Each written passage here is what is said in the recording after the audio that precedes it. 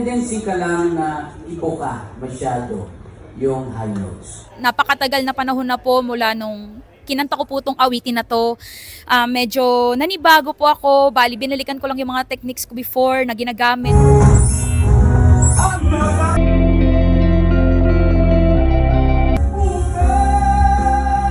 Medyo kinakapos ka lang ng hina doon sa ibang parts. Kasi siguro, ang haba naman kasi nung ginagawa mo doon sa ibang parts. Okay naman, binigay ko yung best ko. Kaya ko lang.